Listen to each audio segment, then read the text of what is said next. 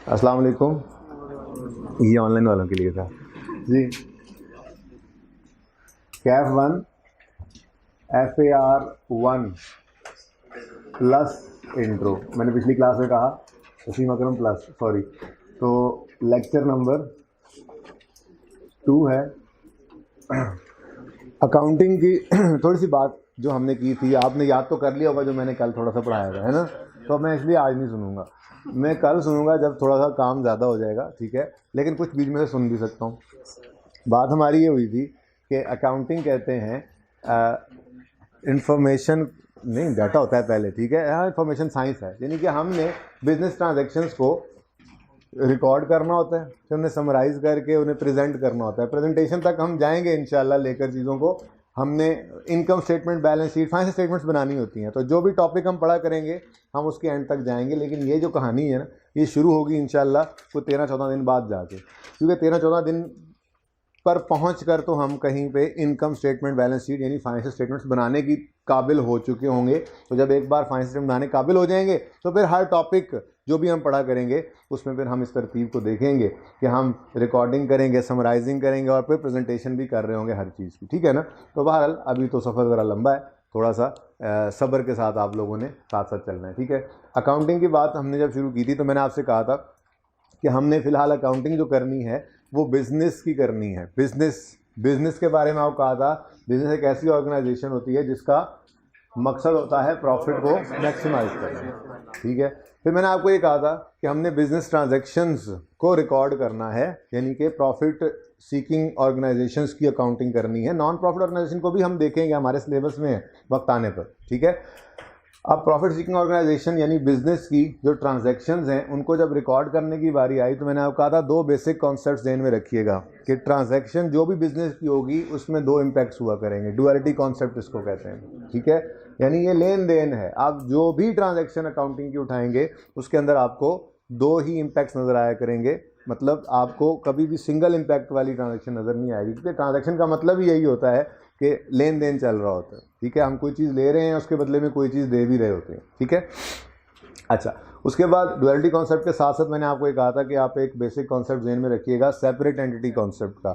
Law को एक side पे रखिए। लॉ तो कहता है कि सोल प्रोपराइटर और पार्टनरशिप ऐसे ही है जैसे ओनर बिजनेस एक चीज़ है, बस कंपनी केस में अलग करता है। लेकिन हम फाइनेंशियल अकाउंटिंग के अंदर ओनर और बिजनेस को अलग अलग रखते हैं, चाहे वो सोल प्रोपराइटर हो, चाहे वो पार्टनरशिप हो, चाहे वो कंपनी हो। तो इसका मतलब ये है कि ओनर और बिजनेस, जिस मर्जी नेचर का बिजनेस है, जिस मर्जी तरह का बिजनेस है, ओनर और बिजनेस के दरमियान होने वाली ट्रांजैक्शंस को भी हम रिकॉर्ड करते हैं। जिसमें हमने सबसे पहली चीज़ अकाउंटिंग हेड से शुरू किए थे, और उस अकाउंटिंग हेड में सबसे पहला हेड कैपिटल का था। कैपिटल क्या था? ओनर से बिजनेस की तरफ कुछ भी आए वो कैपिटल। अब ओनर बिजनेस सोल प्रोपराइटर में तो एक ही चीज़ था, लेकिन हमने सेपरेट एंटिटी कॉन्सेप्ट को लगाते हुए क्या कहा था कि ओनर से बिजनेस की तरफ कुछ भी आए हमने उसको रिकॉर्ड करना है और उसे कैपिटल कहना है, ठीक है। तो हमारी बात शुरू हुई थी अकाउंटिंग हेड्स पर। आज पहली बात इसी को ही कंटिन्यू करेंगे।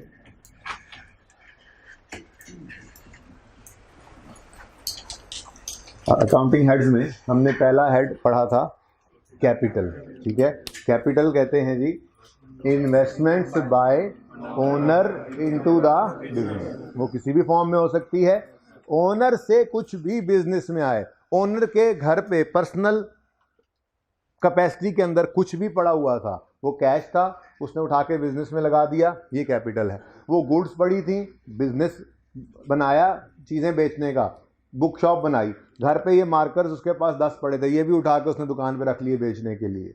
तो ये पैसे तो नहीं लाया, लेकिन ओनर की तरफ से ये गुड्स आ गई हैं, बिजनेस ने इस्तेमाल करनी है आगे बेचने के लिए, तो ये भी कैपिटल है।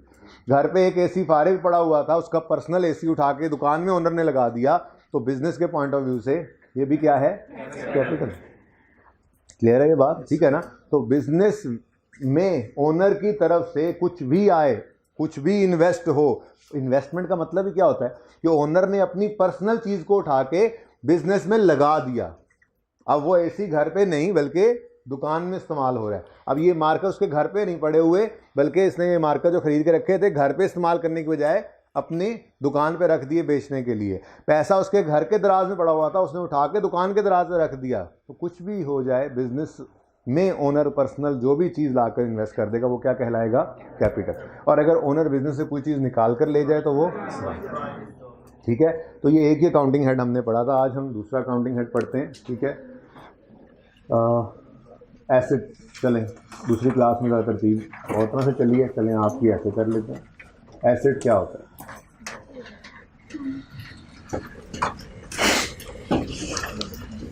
एसेट एक ऐसा रिसोर्स है, ऐसा असासा है जिसकी ओनरशिप होना बिजनेस के पास बहुत ज़रूरी है। ओनरशिप मतलब कंट्रोल, ठीक है। चले इतनी ही बात सादा वाली पहले कर लेते हैं। क्या जी? Asset is a resource owned by the business. Owned by the business, owned का मतलब होता है कंट्रोल में होना, ठीक है। Owned by the business.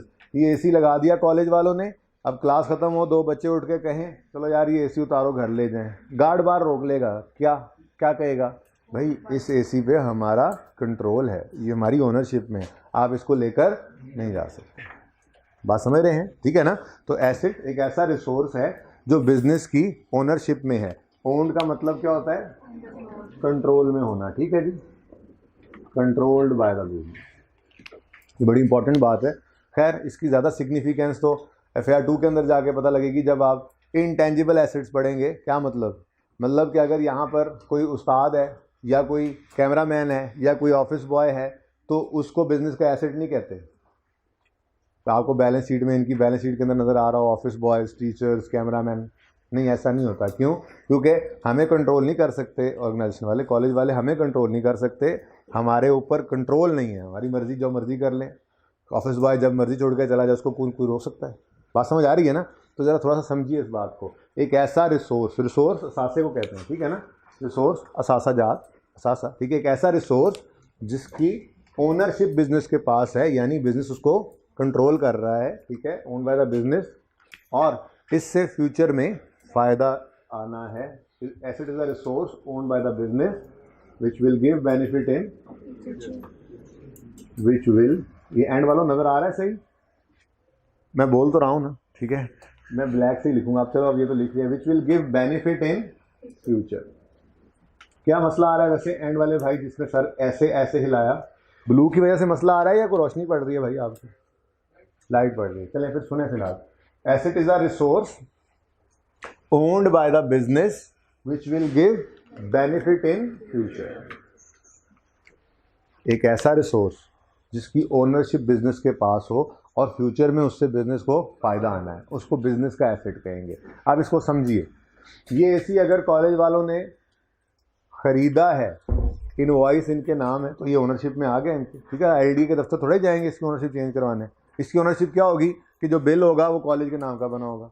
तो अगर इन्होंने ख़रीद कर लगाया है तो ये कॉलेज का रिसोर्स है, और अगर किराए पे लेकर लगाया है तो जिसकी ओनरशिप में है उसका एसेट है, फिर ये एसेट नहीं कह सकते। ये बिल्डिंग है, कॉलेज वालों ने अगर ये बिल्डिंग खरीदी है तो ये इनका एसेट है, और अगर किराए पे है तो ये जिसकी ओनरशिप में है उसका एसेट है। हमने उसके पॉइंट ऑफ व्यू से नहीं सोचना, हम अपनी बात करेंगे तो हम कहेंगे हमारा एसेट तो नहीं। जनरेटर बाहर पड़ा हुआ है, एक रिसोर्स है, लाइट जाती है, चल जाता है, रोशनी हो जाती है, AC चल रहे होते हैं, AC सही नहीं चल रहा है, ये वाला आगे वाला, तो ये सही जलवा दें आमिर, मतलब आपको कह रहा हूँ, ठीक है। तो रिसोर्स है जनरेटर, अगर ख़रीदा है कॉलेज वालों ने तो कंट्रोल फिर इनका आ गया, ठीक है। अब ये इनका रिसोर्स है, एसेट कहेंगे। और अगर किराए पे लिया हुआ है तो जिसका है उसका एसेट है, फिर इनका एसेट नहीं है, ठीक है।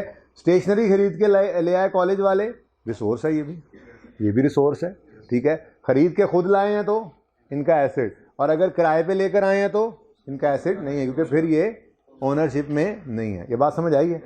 अब ये मैंने 2-3 चीज़ें बताई, इन 2-3 चीज़ों के अंदर थोड़ी सी नेचर का भी फ़र्क था। मैं अज्यूम करता हूँ कि ये सारे एसेट्स बिजनेस की ओनरशिप में है, कॉलेज की ओनरशिप में है। अब ये जो AC है, क्या इससे अगले 2 महीने में फ़ायदा आएगा और बस इस AC की लाइफ ख़त्म हो जाएगी? कितने साल तक आता रहेगा फ़ायदा? 2, 3, 4, 5, 6 साल तक फ़ायदा आता रहेगा इस रिसोर्स से। ये मार्कर्स भी इन्होंने ख़रीदे हैं, ये भी एक रिसोर्स है, ये मार्कर भी अगले 10 साल चलते रहेंगे, फर्क समझ आया थोड़ा सा? यानी रिसोर्स हो बिजनेस की, एंड वालों आवाज़ सही आ रही है? आवाज़ सही आ रही है?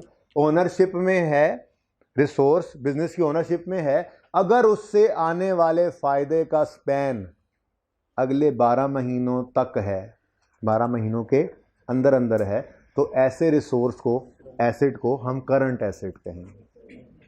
देखिए 12 महीने को कहा जाता है अकाउंटिंग की ज़बान में फोरसीएबल फ्यूचर। क्या कहा जाता है जी?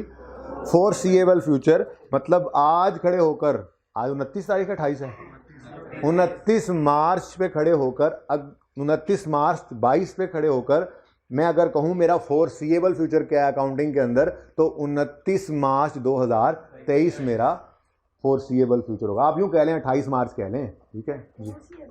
हाँ, मतलब सामने नजर आ रहा है, यूं कहते हैं हम कि हमें सामने नजर आ रहा है, ये 12 महीने में करीब करीब सामने नजर आ रहे हैं, ठीक है।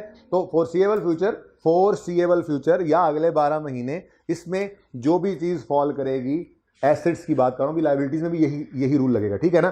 तो एसेट्स मतलब रिसोर्स ओनरशिप में है, मतलब जिनसे फ्यूचर में फायदा आना है। अगर फायदा जो है वो अगले 12 महीने के अंदर अंदर आ जाना है उस रिसोर्स से, तो उसको करंट एसेट कहेंगे। और अगर फायदे की जिंदगी 12 महीने से आगे निकली हुई है तो उसको नॉन करंट एसेट कहेंगे, नॉन करंट या फिक्स एसेट भी कहते हैं, ठीक है। तो एसेट दो तरह के होते हैं। अगर एसेट की मैं लाइफ कह देता हूं, असल लाइफ का मतलब क्या है? एसेट क्या है? रिसोर्स है जिससे फ्यूचर में फायदा आना है। तो लाइफ कहने का मतलब क्या हुआ करेगा कि इस रिसोर्स से कितना अरसा फायदा आना है, ये उसकी लाइफ होगी। एसी से कितना अरसा, 5 साल तक एसी से फायदा आना है, ये 5 साल इसकी लाइफ का मतलब क्या है? इसके फायदे की लाइफ। मार्कर से अगले 2 3 4 5 महीनों में इस सेशन में फायदा आना है, तो ये 5-6 महीने क्या है? इस मार्कर की लाइफ। लाइफ का मतलब क्या होगा? इस रिसोर्स से आने वाले बेनिफिट की, फायदे की लाइफ। ये बात ध्यान में रहेगा।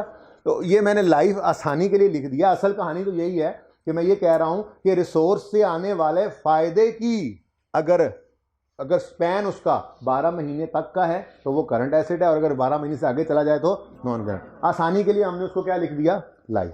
तो एसेट की लाइफ का मतलब क्या होगा?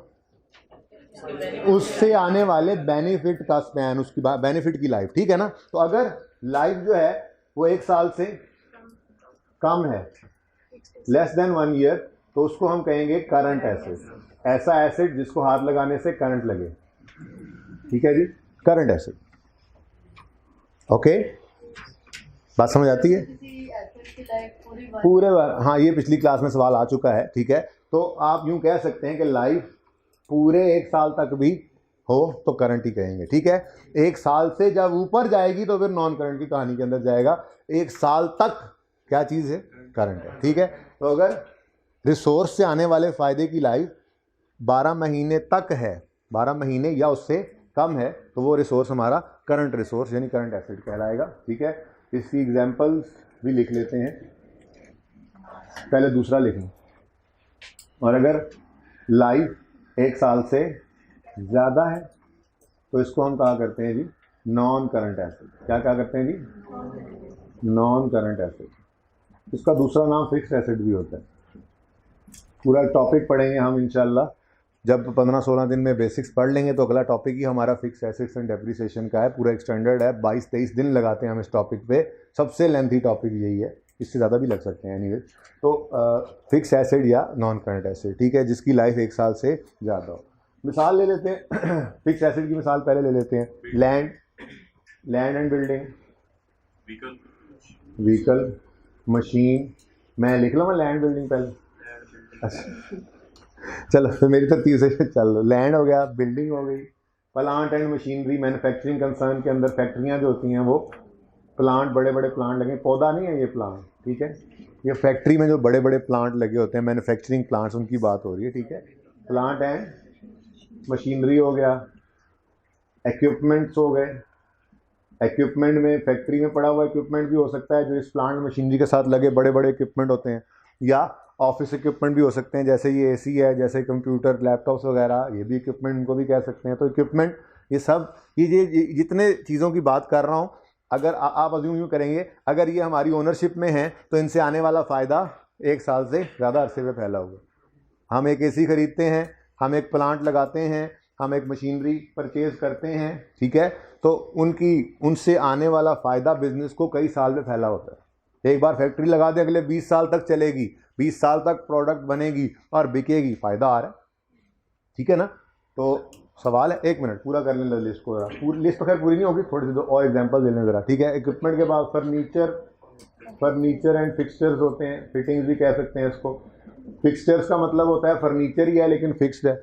यह बेंच भी फर्नीचर है, जो कुर्सियाँ बीच में इस वक्त लगी हुई ये भी फर्नीचर है, ठीक है। ये फर्नीचर फिक्स हुआ है और कुर्सियाँ अभी फिक्स नहीं हैं तो दोनों ही फर्नीचर। अलमारी लगी हुई है अगर दीवार के अंदर तो वो फिक्स्ड है, फिक्स्ड फर्नीचर है तो वो भी फर्नीचर ही है। तो उर्वयाम में इनको फर्नीचर एंड फिक्सचर्स भी कह दिया जाता है। फिर व्हीकल्स, भाई ने व्हीकल का नाम लिया था, व्हीकल्स हैं। कंप्यूटर्स कह रहे हैं, वैसे इक्विपमेंट में आ जाता है लेकिन चलो अलग लिख लेते हैं। और अगेन ये कोई एग्जॉस्टिव लिस्ट नहीं है। एंड वालों नज़र आ रहा है, ठीक है, थोड़ा छोटा लिखा गया मुझसे इसलिए मैं बोल रहा हूँ दोबारा। लैंड हो गया, बिल्डिंग हो गई, प्लांट मशीनरी हो गई, इक्विपमेंट हो गया, फर्नीचर फिटिंग्स हो गई, कंप्यूटर्स हो गए, व्हीकल्स हो गए। ये सारे रिसोर्सेज अगर बिज़नेस की ओनरशिप में हों तो इनसे आने वाला फ़ायदा अगले कई साल के ऊपर फैला हुआ होता है। तो अगर फ़ायदे की लाइफ 1 साल से ज़्यादा पे फैली हुई है तो इस फ़ायदे को, इस रिसोर्स को, इस एसेट को कहा जाता है नॉन करंट या फिक्स एसेट। जी क्वेश्चन। फ्यूचर में हमें उनसे बेनिफिट नजर ना आ रहा हो तो वैसे चेंज, फिर वो एसेट ही नहीं होते। मसलन की अगर फैक्ट्री लगाई है, प्लांट लगा लिया है, कैसे लगा लिए, प्लांट लगा लिया, अच्छा बहुत आगे बात निकल जाएगी। खैर देखें, अगर आपने एक एसेट लगा लिया जिससे अब लग रहा था कि फ़ायदा आएगा, 2 साल बाद जाके वो फ़ायदा नहीं आ रहा, तो उसके लिए तीसरे नंबर पे टॉपिक जो आएगा उसमें जाके हम इम्पेयरमेंट ऑफ एसेट्स सीखेंगे। हम इम्पेयर कर लिया करेंगे अपने एसेट्स को, लेकिन फ़िलहाल बेसिक्स पढ़ेंगे, फिर फिक्स एसेट एंड डेप्शन पढ़ेंगे, फिर उसकी इम्पेयरमेंट के बारे में सोचेंगे, ठीक है। अच्छा जी, फ़िलहाल आप लगाएं और फ़ायदा आने दें, ठीक है जी। कारोबार शुरू, क्लास शुरू नहीं हुई तुसी बिजनेस बंद करा लो, तुसी कादी अकाउंटिंग करनी। अच्छा जी, तो नॉन करंट एसेट्स की लिस्ट एग्जॉस्टिव नहीं है, ठीक है। ये अभी वक्त गुजरने के साथ साथ हमारे सिलेबस के चलते चलते बहुत सारी चीज़ें हमारे सामने आती रहा करेंगी, ठीक है ना। तो एग्जॉस्टिव लिस्ट नहीं है ये। करंट एसेट्स मैंने कहा, वो ऐसा रिसोर्स, ये ऐसा रिसोर्स है जिससे आने वाले फ़ायदे को हम जो है वो 1 साल से कम अरसे के अंदर ले लेते हैं, ठीक है। यानी कि ऐसे रिसोर्सेज हैं जिनसे फ़ायदा लेने के लिए कई साल इस्तेमाल करना ज़रूरी नहीं है। समझे ना ज़रा बात को। आपने जो प्लांट लगाया है, जो भाई साहब ने बंद भी करवा दिया, ये प्लांट जो आपने लगाया है, आज आपने करोड़ों की इन्वेस्टमेंट की है, तो क्या 6 महीने इस्तेमाल करके सारा फ़ायदा निकल आएगा इससे? नहीं, ये करोड़ों की इन्वेस्टमेंट से रिटर्न लेना है तो अगले 15-20 साल तक इसको इस्तेमाल करना पड़ेगा। नेचर ही ऐसी है इस एसेट की। एसी आपने आज लगाया है, सारा फ़ायदा इसी बैच के अंदर तो नहीं मिल रहा, ठीक है। अगर इसके पैसे पूरे करने हैं तो 3-4 सेशंस के अंदर इसको काम में लाना पड़ेगा। नेचर ऐसी है इस रिसोर्स की, ठीक है। लेकिन अब मैं एक और रिसोर्स लिखने लगा हूं आपके सामने, जिसको लिखने के बाद कहेंगे हाँ, इससे तो फ़ायदा लेने के लिए कई साल इसको इस्तेमाल करने की ज़रूरत ही नहीं है। वो है कैश इन हैंड। आपके जेब में, आपके हाथ में, आपके दराज में, अब्बा जी के पास बटुए में जो कैश पड़ा हुआ है वो तो आपका रेडी एसेट है आपका एसेट। बैंक वाला बाद में लिखते हैं, फिलहाल तो मैंने हाथ में लिखा, ठीक है। तो कैश इन हैंड रेडी है, ठीक है। कैश एट बैंक भी रेडी है, ये लें बैंक में जो, जी बेटा किसने कहा? अच्छा आप रखते हैं, रखने में कोई मसला नहीं है, लेकिन क्या उससे फ़ायदा लेने के लिए 1 साल से ज़्यादा अरसा रखना ज़रूरी है? किसी भी वक्त फ़ायदा दे सकता है। ये एसी लगाने के बाद एकदम से सारा फ़ायदा किसी वक्त दे सकता है। आप वो जी बेचेंगे, वो बेचने की बात नहीं कर रहा मैं, इस्तेमाल की बात कर रहा हूँ फिलहाल, ठीक है। आपके पास कैश एक रिसोर्स है, बैंक में पड़ा हुआ पैसा एक रिसोर्स है, जिससे फ़ायदा लेने के लिए आपको 10 साल 12 साल उसको रखने की कोई ज़रूरत नहीं है। आप जाएं बैंक में, एटीएम से या चेक से लिख के पैसे निकालें, उसको जहाँ इस्तेमाल करना है करें। एक रिसोर्स तो है, फॉर यूज़ हो सकता है। हाँ, तो फिर अगर आपने 2 साल के रखा है तो उसकी तो लाइफ 1 साल से आगे चली गई ना, फिर उसको आप इधर ले आए, फिर उससे फ़ायदा, वो बात ही और है, ठीक है। बिल्कुल सादा बातें जी। बस अभी तो मैं डिपॉजिट अकाउंट की बात ही नहीं कर रहा, अभी मैं चाह रहा हूँ कि आप लोग सादा बातें बस सुने, ठीक है। बातें तो बहुत ज़्यादा होती चली जाएंगी, ठीक है। तो अभी मैं चाह रहा हूँ कि आप बिल्कुल बुनियादी बातों को सीख कर एक बार हेड्स को जहन में बिठा लें, ताकि ट्रांजैक्शंस करके हमें हेड्स की समझ आ जाए। बाकी बैंक के अंदर तो बहुत तफसील है। फिर वैसे तो BRS का पूरा टॉपिक भी है, कैश एंड बैंक से ही रिलेट करता है वो, बैंक रेकन्सिलिएशन स्टेटमेंट पूरा तो नहीं पढ़ेंगे, 2-3 दिन फिर भी हमने लगाने, तो चीज़ें तो फिर बढ़ती जाएंगी। जी क्वेश्चन, तो वो नॉन करंट होगा, लेकिन मैं अभी लेके नहीं जा रहा इस तरह, मैं कह रहा हूँ बस इधर ही रखें। अभी हमारे पैसे करंट अकाउंट में, डिपॉजिट में हम रखते नहीं है, गुनाह मिलता है, वैसे ही उसे सूद आता है, ठीक है। अभी फिलहाल हम करंट ही रखेंगे इसको, ठीक है ना, बाकी फिर आहिस्ता आहिस्ता सोच बढ़ेगी। जी नहीं है, लेकिन FIR 1 में है, आपके लिए है, क्योंकि आपने पढ़ी नहीं हुई, ठीक है। जो क्योंकि आपने पढ़ी नहीं हुई और उसकी को थोड़ी बहुत एडजस्टमेंट को यूज करेक्शन ऑफ एरर में किसी और टॉपिक में आ जाए तो फिर आप मुंह उठा के ना बैठ सकते, इसलिए आपके सिलेबस में उस तरह से नहीं है, लेकिन इस तरह से है। ये पर्चा आपने करना है ना FIR 1, तो इसके लिए जो बेस होनी चाहिए थी वो बेस पढ़नी जरूरी है। पढ़ा दूंगा जितनी जरूरत है, जितनी जरूरत है उतनी पढ़ेंगे इंशाल्लाह। जी क्वेश्चन, ये रेलेवेंट क्वेश्चन नहीं है। एक मिनट, स्टॉक या इन्वेंट्री, ये कहना चाहिए था आपको। अब स्टॉक या इन्वेंट्री को लिखकर इसकी डेफिनेशन लिखने पे मैं आपकी बात का जवाब अगर आ गया इस बात की डिस्कशन में ही तो फिर मैं नहीं दूंगा, वरना जवाब की तरफ ही जा रहे हैं भारत। लिखें जी, स्टॉक या इन्वेंट्री क्या होता है? स्टॉक या इन्वेंट्री क्या होता है? आपने गुड्स खरीदी, देखें बिजनेस होते हैं 3 तरह के, ठीक है, एक्टिविटीज के हिसाब से 3 तरह के बिजनेस होते हैं। बिजनेस की बात कर रहा हूं, बिजनेस कल बताया था, ऐसी ऑर्गेनाइजेशन जिसका प्राइमरी ऑब्जेक्टिव प्रॉफिट मैक्सिमाइजेशन है, ऐसा ही है। अब प्रॉफिट मैक्सिमाइज करने के कई तरीके हैं ऑर्गेनाइजेशंस के पास। कुछ ऑर्गेनाइजेशंस जो हैं वो चीज बनाकर बेचती हैं, इनको कहते हैं मैन्युफैक्चरिंग बिजनेस। बाटा वाले, सर्विस वाले, हश पपीज वाले बना भी रहे हैं, बेच भी रहे हैं, ठीक है। कुछ ऑर्गेनाइजेशंस बिजनेस ऐसे होते हैं जो बनी बनाई चीजें खरीदते हैं और बेच देते हैं। जलाल सन्स है, मेट्रो है, हाइपर स्टार है, यूरो स्टोर है साहब, ठीक है। तो ये सब क्या है? ट्रेडर्स हैं। आपके गली कोने वाला दुकानदार भी बनी बनाई चीज खरीदते हैं और बेच देते हैं, ट्रेडिंग बिजनेस, ठीक है। और तीसरी किस्म होती है एक्टिविटीज के हिसाब से सर्विसेज ऑर्गेनाइजेशन। यहाँ जो है तो मतलब कहीं पे भी आप देख लें जहां पे गुड्स बनी बनाई खरीद के नहीं बेची जा रही, गुड्स बनाकर नहीं बेची जा रही, लेकिन बिजनेस हो रहा है, वो फिर सर्विस ऑर्गेनाइजेशन, ठीक है। आप कॉलेज में आए, आपको कहीं नजर आ रहा है कि यहाँ पे शेल्फ लगी हुई है जी, ये CA कैफ, ये कैफ, ये जी CFAP हुआ बच्चा है, ये कैफ हुआ बच्चा है, ये FC हुआ बच्चा है, ये इतने रुपए, ये इतने रुपए, ये इतने रुपए। या ऐसे कोई एक कमरा सा बना हुआ है, एक दरवाजा इधर से एक दरवाजा उधर से है, इधर से घुसाते हैं एक लड़के को, उधर से निकलता है तो वो क्वालिफाई कर चुका होता है। मैन्युफैक्चरिंग ऑफ चार्टर्ड अकाउंट्स ऐसे नहीं हो रही, बल्कि यहाँ पे क्या हो रहा है, यहाँ पे सर्विसेज प्रोवाइड की जाती हैं, सर्विसेज दी जाती हैं अगेंस्ट आ फी। तो 3 तरह के बिजनेस हो सकते हैं, गुड्स खरीद कर, बनी बनाई खरीद कर बेचना, बनाकर बेचना, या सर्विसेज देना। मैन्युफैक्चरिंग बिजनेस की अकाउंटिंग थोड़ी सी कॉम्प्लेक्स है, ठीक है, लेकिन वो लकीली FIR 1 में आपको नहीं पढ़नी पड़ेगी, ठीक है, लेकिन अनलकीली FIR 2 में जाके आपको उसकी अकाउंटिंग थोड़ी सी करनी पड़ेगी, ठीक है। वैसे इंट्रो के अंदर है वो, ठीक है, बट FIR 1 में मैं उसको नहीं पढ़ाऊंगा, जरूरत नहीं है, ठीक है। अच्छा, जो चीज़ जरूरत होगी वो वही पढ़ाऊंगा। FIR 2 में जाके जब फाइनल अकाउंट्स आप करेंगे तो वहाँ पे आपको करवा दिया जाएगा मैन्युफैक्चरिंग अकाउंट, क्योंकि जैसे FIR 1 के अंदर जो चीज़ें ज़रूरत हैं हमने नहीं पढ़ी हुई वो पढ़ाकर ही FIR 1 पढ़ाई जाती है, ऐसे ही FIR 2 के अंदर जो चीज़ें ज़रूरत होंगी और वो इंट्रो में नहीं पढ़ सके आप, वो शायद एक ही रह जाएगी, यही मैन्युफैक्चरिंग अकाउंट वाली। तो वो फाइनल अकाउंट्स जब वहाँ पे टॉपिक आता है वहाँ पे फिर आपको पढ़ा दिया जाता है, उसका आप पढ़ा देते हैं, ठीक है ना। बहरहाल बात हो रही थी कि ट्रेडिंग बिजनेस की हम अकाउंटिंग फिलहाल करेंगे। ये दोनों में सबसे सिंपल सर्विस ऑर्गेनाइजेशन है, उसके बाद ट्रेडिंग बिजनेस। तो ट्रेडिंग बिजनेस की अकाउंटिंग सीख लेंगे तो सर्विस ऑर्गेनाइजेशन वाली खुद ब खुद ही आ जाएगी, वो आसान है। हाँ, वो अलग बात है कि कल से जो सवाल मैं शुरू करूँगा करवाने वो सर्विस ऑर्गेनाइजेशन के ही होंगे, सबसे सिंपल से शुरू करेंगे, फिर आहिस्ता आहिस्ता गुड्स बेचने की तरफ जाएंगे, लेकिन गुड्स बना के नहीं बेचेंगे, खरीद के बेच रहे होंगे हमारे बिजनेस के अंदर, ठीक है। अच्छा, बात हो रही थी अब ट्रेडिंग ऑर्गेनाइजेशन की, स्टॉक से बात आई थी, सबकी तवज्जो चाहिए। अब गुड्स खरीद कर बेचना हमारा काम, ट्रेडिंग मतलब तिजारत, खरीदो फरोख्त, बनी बनाई चीज़ खरीदते हैं और बेचते हैं, सबकी तवज्जो चाहिए। गुड्स खरीदी किस लिए? ये देख लो, खरीदी हुई चीज, मैंने स्टेशनरी की दुकान खोल ली है, ठीक है, मैंने बुक शॉप खोली है और बुक शॉप में मैंने ये मार्कर्स खरीद कर भी रख दिए हैं और मैंने ये AC खरीद के भी लगा दिया है। खरीदी तो दोनों चीज़ें हैं, खर्चा तो दोनों पे हुआ है, ज़रा फर्क समझना, ठीक है।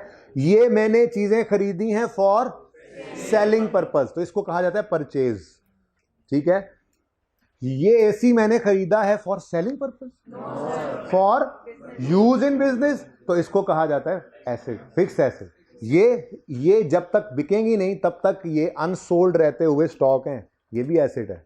अब मैं स्टॉक की तरफ आ रहा हूं। ठीक है, गुड्स खरीदी फॉर सेलिंग पर्पस, कंपैरिजन बाद में करते हैं। गुड्स खरीदी फॉर सेलिंग पर्पस, लेकिन अभी बिकी नहीं, जब तक ये अनसोल्ड है तब तक ये मेरा स्टॉक है, मेरी इन्वेंट्री है, मेरा एसेट है। एसेट क्यों है? फ्यूचर में बिक के फायदा दे देना है इसने, फ्यूचर में 1-2 महीने के अंदर अंदर इसने बिक जाना है, और बेचने से हमें क्या आएगा? फायदा, रेवेन्यू आएगा।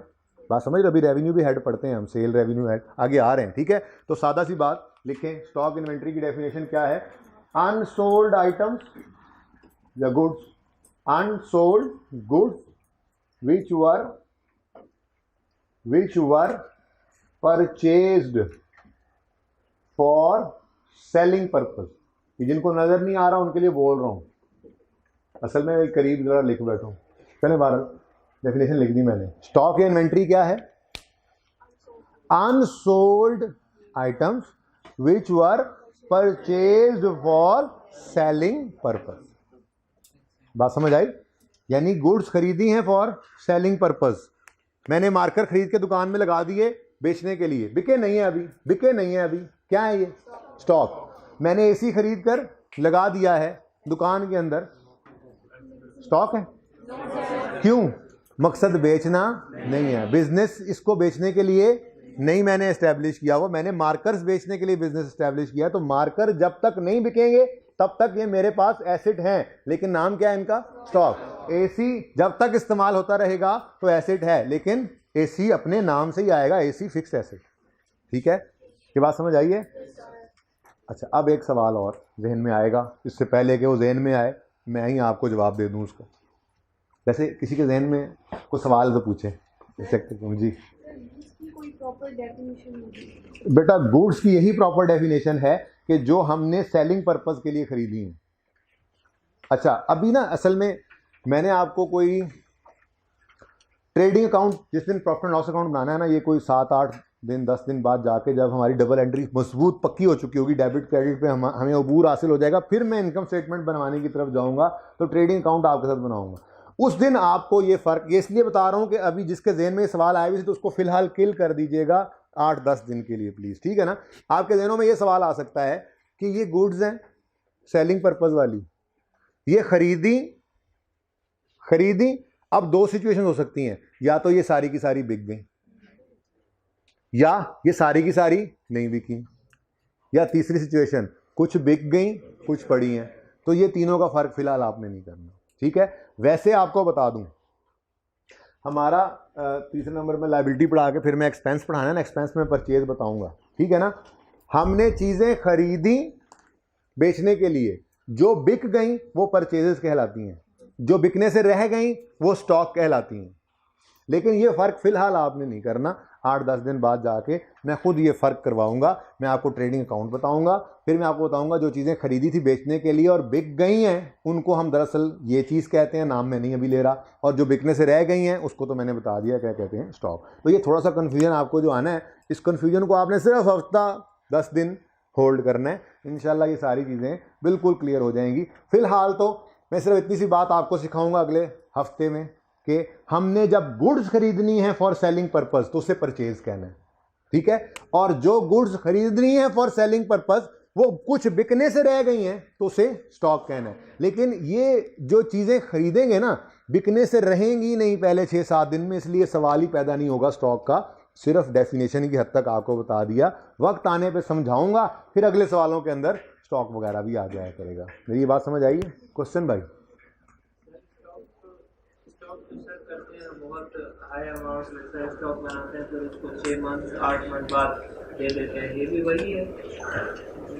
स्टॉक बनाकर बेचें या खरीद कर बेचें, जब तक बिका नहीं है तब तक स्टॉक है। आप बनाकर बेच रहे हैं तो जब बनने के बाद फिनिश हो गया, फिनिश गुड्स बन गई, बेचने के लिए तैयार है, अब ये स्टॉक है आपका। हाँ, मिसाल अभी अनाज का सिस्टम स्टॉकिस्ट ना बने आप फिलहाल स्टॉकिस्ट ना बने, ठीक है ना। पता नहीं वो अनाज कौन सा वाला लेके रखना जायज़ है कौन सा नहीं, वो तो मुफ्ती साहब से पूछना आप, ठीक है ना। फिलहाल आप स्टॉकिस्ट ना बने, ठीक है। आपने सादा बिजनेस को सोच के कुछ टर्म्स ज़हन में लेके आनी है, फिर आहिस्ता आहिस्ता चीज़ें जो हैं वो आगे लेकर जाएंगे। जो सवाल असल में आना चाहिए वो नहीं आ रहा है मेरी तरफ, मतलब आपकी तरफ से। हाँ, ये सवाल भी होना चाहिए था, असल में मैं इसका इंतज़ार कर रहा था, शायद आपका जवाब उसमें भी मिल जाए, ठीक है। सवाल ये होना चाहिए था कि गुड्स खरीदी फॉर सेलिंग पर्पस, बिकी नहीं है तो हम कह रहे हैं ये स्टॉक है तो ये एक रिसोर्स है जिससे फ्यूचर में फ़ायदा आना है, बिकने से पैसे आने हैं, ठीक है। आप इसे करंट क्यों कह रहे हैं, नॉन करंट क्यों नहीं कह रहे? जी, बिजनेस की नेचर देखें, नॉर्मल इंटेंशन देखें, आप खुद को बिजनेस में देखें। मैंने आपको कहा था बिजनेस के पॉइंट ऑफ व्यू से सोचना है, बिजनेसमैन बन के भी सोचना है। आप खुद कारोबार शुरू करो, मैं ये मार्कर खरीद के लाया हूं, मैं खुश होऊंगा, मेरी चाहत होगी कि अगले 5 साल तक ये मेरी दुकान में पड़ा रहे ऐसे मेरे सामने, बिके ना, नहीं फायदा तभी आएगा, इससे तो फायदा तभी आएगा भाई। अगर आपका बिजनेस है चीजें बेचना, आपने वो खरीदी हैं फॉर सेलिंग पर्पस, तो उसका असल फायदा बिक कर ही आना है। आपकी पूरी कोशिश होगी कि ये जल्द अज जल्द बिके। ये तो पैसा स्टॉक में फंसा हुआ है मेरा, मैंने 100 रुपए ईच का मार्कर खरीदा, ये 300 रुपए मैंने इन्वेस्ट किए, बिजनेस शुरू कर दिया, अब ये 300 फंसा पड़ा है मेरे पास, तो इसका प्रॉफिट नहीं आया। ये 300 के जो ये 300 एक 100 का खरीद के 120 का बेचता हूं मैं मार्कर मिसाल के तौर पे, तो ये 300 रुपए मेरे स्टॉक में फंसे पड़े हैं, अनलेस कि ये बिक ना जाए। मैंने ये तीनों बेचे, 360 रुपए मेरे पास वापस आए। अब मैं कहूँगा फ़ायदा मुझे आया है। फ़ायदा क्या आया? 300 तो खर्चा निकल गया, 60 रुपये मुझे प्रॉफिट बच गया। अब मैं क्या चाहूँगा, जल्द अज जल्द बिके या देर से बिके? तो नॉर्मल अजम्पशन यही है ट्रेडिंग बिजनेस के अंदर कि स्टॉक जब भी आपको नज़र आए, सवाल कहे ना कहे, वो करंट एसेट है। नॉर्मल हवाई जहाज़ या बहरी जहाज़ बना के अब नहीं बेचना आपने, वो 3 साल बनने में लग जाएगा, 4 साल बिकने में लग जाएगा। फिलहाल नॉर्मल चीज़ें देखकर चलें ताकि हमें ये टर्म्स थोड़ी सी याद हो जाएं। पहले तो हफ्ता 10 दिन तो आप जैसे मैं चला रहा हूँ ऐसे चले ना, ठीक है, कोई बात नहीं। जी बेटा,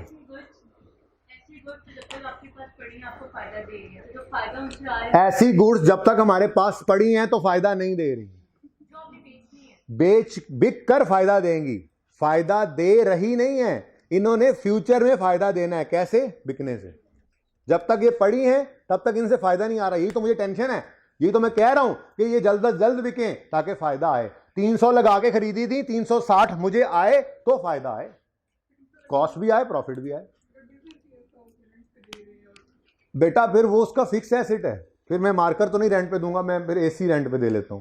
मैंने ये 4 एसी खरीद कर रख लिए, 3 लगे हैं मैंने दुकान बनाई, 3 एसी मैंने खरीद लिए और बाहर इश्तिहार लगा दिया, एसी किराए पे दस्तयाब हैं। अब ये एसी मैंने बेचने के लिए रखे हुए, किस लिए रखे हुए? For use in business. तो ये मेरा फिक्स्ड एसेट है, ये फिक्स एसेट है, वो अपनी दुकान में लगा के यूज नहीं कर रहा, मैं आगे देता हूं, किराया आता है।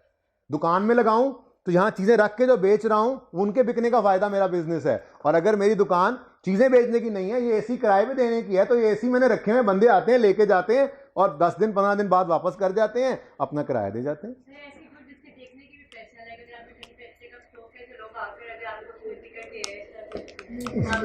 नहीं, फिलहाल मैंने ऐसे कोई स्टॉक नहीं रखा हुआ। थोड़ा सब्र के साथ भी तो चलना है ना, बस सारा कुछ तो आप जी फरमाइश टाइम भी बताते रहना मुझे। चीज अगर आपने रेंट पे दी हुई है तो बिल्कुल वो नॉन करंट एसेट है आपका। मैंने तो यही कहा, मैं यही तो बात समझा रहा हूं। देखें, आपने अगर गुड्स प्लीज, अगर आपने कोई चीज परचेज की है फॉर सेलिंग पर्पस तो ये गुड्स हैं, और अगर आपने कोई चीज परचेज की है फॉर यूज तो ये फिक्स एसेट है। अब यूज कई तरह के हो सकते हैं, आपने यूज इसका यूज ही क्या रखा हुआ है कि आप यही किराए पे देकर रेंट कमाते हो, तो ये आपका फिक्स एसेट है, इससे आपको रेंटल इनकम आ रही जी। और अगर आपने दुकान में लगाया हुआ है, जिस दुकान में रख के मार्कर बेच रहे हैं, तो फिर ये आपका फिक्स एसेट है, ठीक है, इससे रेंट नहीं आ रहा।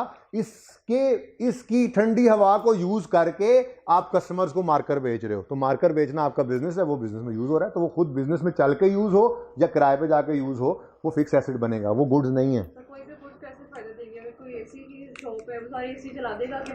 बेटा ये नेचर है बिजनेस की। देखें, अभी मैं एसी को बिल्कुल फिक्स एसेट नहीं कह सकता, ये भी डिपेंड करेगा नेचर ऑफ बिजनेस पे।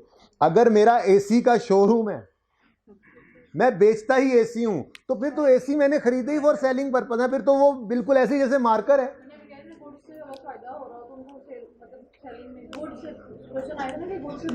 आप अपना क्वेश्चन करें। उसी क्वेश्चन को कह रहे थे एसी अगर किसी ने एसी से अपनी शॉप मतलब वो भी है वो सारे AC vehicle is not a fix asset, मैं ये भी कह सकता हूँ। हाँ, लेकिन ये जो है ना एबनॉर्मेलिटी की तरफ जब चीज़ें जाएं तो सवाल स्पेसिफिकली बोले, ठीक है ना। अब अगर सवाल कहे एक कार शोरूम वाले ने 10 कारें खरीद ली, तो मैं क्या कहूँगा, कार की लाइफ तो 10 साल से ज़्यादा होती है, 50 साल होती है, तो नॉन करंट एसेट कहूँ। इंटेंशन देखें बिजनेस की। अगर मेरा बिजनेस है कारें खरीद कर बेचना, तो फिर जब तक ये बिकेगी नहीं, ये मेरा स्टॉक है कार। और अगर मैंने अपनी दुकान में एक कार डिलीवरी के लिए रख ली है कि मैंने कल वो पानी का कारोबार शुरू किया था, मैंने एक वैन ले ली कि मैं उसमें बोतलें रख के डिलीवर करूंगा, तो अब ये व्हीकल मैंने फॉर सेलिंग पर्पज नहीं रखा हुआ, ये मेरे यूज के लिए, तो ये फिक्स एसेट है। बात समझ आ गई? क्वेश्चन? हाँ पूछिए। इतने प्यार से आपने पूछना था। मैं जी सर ये जो सेलिंग पर्पस के लिए गुड्स खरीदते हैं उन्हीं को फ्लोटिंग एसेट भी कहते हैं। अच्छा जी। और यार मेरे जैसे बच्चे बैठे हुए हैं, परेशान ना करो, मुश्किल फास्ट पूछ। दूसरा एक वो हाँ दूसरा आसान वाला पूछो। वो वैसे भी उन्होंने कहना था कि जितनी सारी चीज़ें फिक्स एसेट में लिखी हैं इनके आगे अगर लिखते हैं फॉर यूज इन बिजनेस तो फिक्स रहेंगे, फॉर सेल लिखते तो वो सारे करेंगे। बिल्कुल सही कह रहे हैं आप। अब ये सारे के सारे asset for use in business हैं तो नॉन करंट हैं, और अगर यही फॉर सेलिंग पर्पज हो, क्या मतलब भाई आप प्लॉट खरीद कर रखते हैं 10-12 और जब गाहक लगता है तो बेच देते हैं, तो आपका लैंड फिक्स एसेट नहीं है, ये आपका करंट। आपकी इन्वेंट्री में आप किसी प्रॉपर्टी के दफ्तर में जाएं ना, उससे कहें भाईजान ये फलां सोसाइटी के अंदर जो है वो कोई प्लॉट है, तो पता क्या कहते हैं, ठहरे सर इन्वेंट्री चेक करते हैं। यार लैंड तुम्हारी इन्वेंट्री है? हाँ जी हमारी इन्वेंट्री, क्योंकि हमने फॉर सेलिंग पर्पज रखे हुए हैं। तो भाई का सजेशन बहुत ज़बरदस्त लगा मुझे कि ये जितनी चीज़ें लिखी हुई हैं अगर इनके साथ भी फॉर यूज इन बिजनेस करेंगे तो ये फिक्स एसेट है, और अगर यही फॉर सेलिंग पर्पज हो जाए, चाहे कोई भी चीज़ है, पाए तो नजर आ रहे हैं मेरे मोंडे के अलावा कुछ मैं नजर आ रहा हूँ जी। अगर कोई भी चीज़ इनमें से फॉर यूज इन बिजनेस है तो वो फिक्स एसेट है, और अगर फॉर सेलिंग पर्पज हो जाए तो वो ही स्टॉक बन जाएगा, वो इधर निकल आएगा, क्योंकि यहाँ पे ये क्या चीज़ है, unsold items which were purchase for selling purpose. सवाल?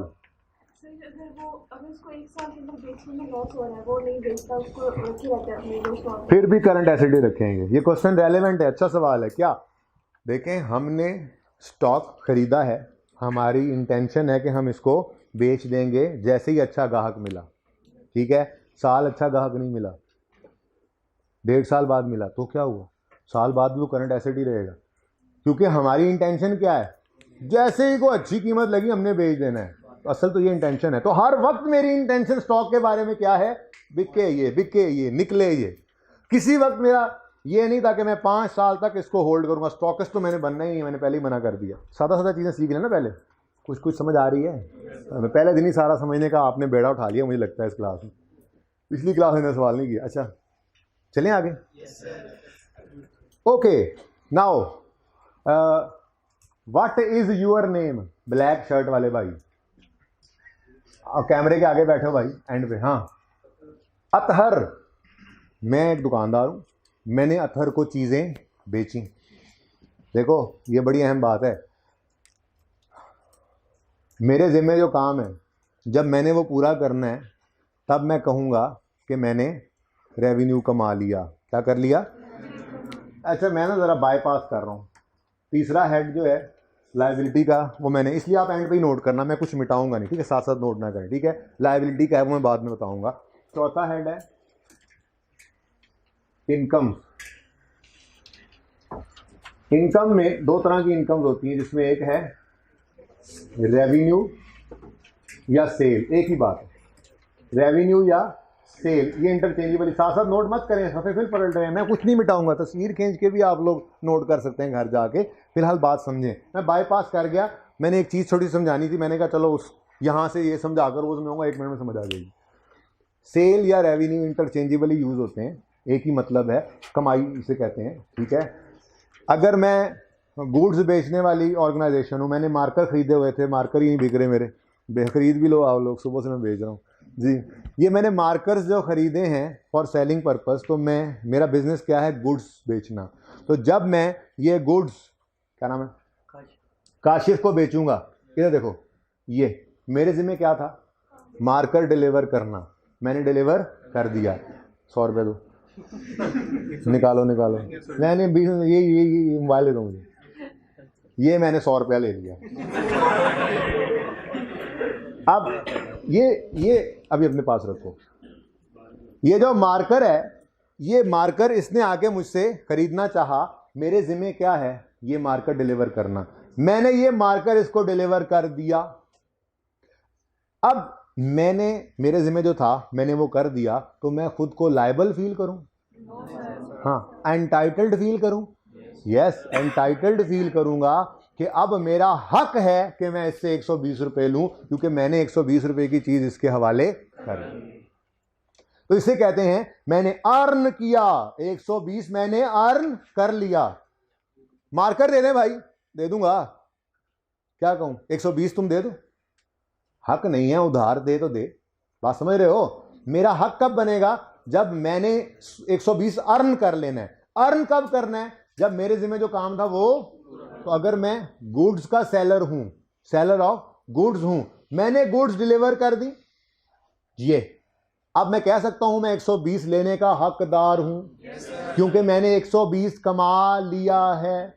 कमालिए वाली खद्दर वाला कमालिया नहीं, कमालिए जगह वाला नहीं, कमा लिया है। कब कमा लिया है, जब मेरे जिम्मे जो काम था मैंने वो कर दिया। तो मैं कहूंगा मैंने रेवेन्यू अर्न कर लिया, या मैंने सेल अर्न कर ली।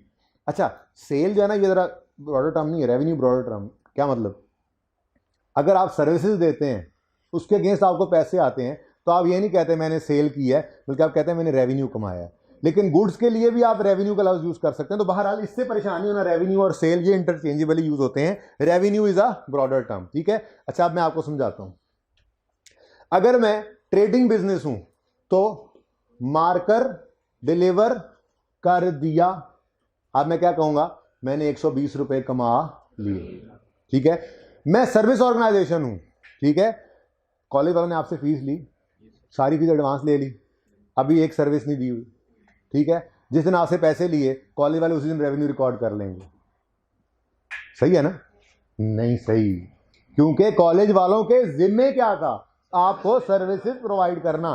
सर्विसेज शॉपर में डाल के नहीं प्रोवाइड हो जाती। पहले दिन आप आए, आपने फीस जमा कराई, उन्होंने कहा ये पकड़े जी FAR 1, एक शॉपर के अंदर रिजल्ट तक ये है, रिजल्ट के बाद वाली बाद में मिलेगी। ऐसा नहीं होता है। आपको services with the passage of time दी जाती हैं। तो जैसे जैसे कॉलेज वाले आपको सर्विसेज देते जाएंगे, जितनी सर्विस दे लेंगे उतना पैसा ये कमा लेंगे। अभी सारा कुछ इन पे लायबिलिटी है, आपकी फीस कॉलेज पे लायबिलिटी है, बोझ है, क्योंकि इसके अगेंस्ट इन्होंने आपको सर्विस देनी है। आज इन्होंने कुछ नहीं कमाया हुआ। अब जैसे जैसे आपको सर्विस देते जाएंगे, मिसाल के तौर पे इन्होंने 30% सिलेबस आपको पढ़ा दिया 1 महीने में फॉर एग्जांपल, तो ये कहेंगे आपकी फीस का 30% अब इन्होंने कमा लिया है। ये बात समझ आई? ठीक है, ये बात समझ आई? तो यूं कह सकता हूं मैं, रेवेन्यू सेल किसे कहते हैं, amount earned by selling goods, और रेंडरिंग लिख लूं सर्विसेज, रेंडरिंग प्रोवाइडिंग, मुश्किल लफ्ज़ नहीं लग रहा। Amount earned by selling goods और rendering services to a customer. ठीक है, अगर मैं गुड्स का सेलर हूं, तो मैं कब गुड्स का रेवेन्यू अर्न कर लूंगा, जब मैं गुड्स डिलीवर कर दूंगा। और अगर मैं सर्विसेज का सेलर हूं, तो मैं कब सर्विसेज का रेवेन्यू रिकॉर्ड कर लूंगा, जब मैं सर्विसेज रेंडर कर दूंगा। ठीक है, तो वापस करो, पैसे तुम्हें देने कोई नहीं। अच्छा, तो अर्न कब करते हैं रेवेन्यू, व्हेन, ये मैं वैसे ही लिख रहा हूँ, बहुत एडवांस बात है, लेकिन चलो एक्रूवल प्री पेमेंट्स का टॉपिक आना है, वहाँ पे जाके काम आएगी ये बात। आगे एंट्रीज में भी 2-3 दिन में काम आना है, इसमें चलो अभी बात कर लेते हैं। ठीक है, अर्न कब कर लेते हैं हम इनकम, रेवेन्यू कब अर्न करते हैं, व्हेन गुड्स आर डिलीवर्ड, अगर मैं गुड्स बेचता हूं तो, और व्हेन सर्विसेज आर हाँ, जो मेरे जिम्मे काम है, जब वो मैंने कर दिया तो मैंने रेवेन्यू कमा लिया। मेरे जिम्मे था मार्कर बेचना, मैंने इसके हवाले कर दिया, मैंने 130 कमा लिया। 120 था, 30 था, जो भी था, कमा लिया। मैं सर्विसेज प्रोवाइड, चलो मैं टीचिंग नहीं करता, मैं एसी का, यार वो एसी भी सही नहीं करवाया, एसी पे नज़र गई, ये नहीं सही चल रहा है यार, उसको कहना था, मैसेज करो उसे, को यार रिमोट ही इधर रख दें। यार एक काम करो, कोई एक बच्चा ना, 1 या 2 बच्चे रिमोट कर लो मोबाइल के अंदर, खुद ही चेंज कर लिया करें, खुद ही तेज़ कर लिया करें, खुद ही, किसी के पास है तो चला लो। आईडी मैं बता दूंगा, तुम्हें कर लेंगे। ऐसे बंदा ना वो मोहताजी होती है, कोई आ जाए सही कर दे तब तक। अच्छा कहाँ गया हूँ? नहीं, मैं बड़ी इंपॉर्टेंट बात करने लगा था। हाँ, एसी। मैं कह रहा था कि मैं एसी का टेक्नीशियन, ठीक है, मैं कह तुम लोगों को तुम माइंड कर दोगे तो सारा कुछ मैं खुद ही बन जाता होता हूँ इसलिए, ठीक है ना। मैं देखो, एसी खरीदने वालों ने खरीदा, बेचने वालों ने बेचा, मैं तो नहीं खरीद रहा, मैं तो नहीं बेच रहा, मेरा काम है ये एसी फिट करना। मैं इलेक्ट्रीशियन हूँ, एसी मैकेनिक हूँ, ठीक है। अब मैं आया, मैंने आकर ये 3 एसी इंस्टॉल कर दिए। जैसे ही 3 एसी इंस्टॉल किए, मैंने कॉलेज वालों को कहा मैंने सर्विस रेंडर कर दी है, मुझे मेरी मजदूरी दे दो।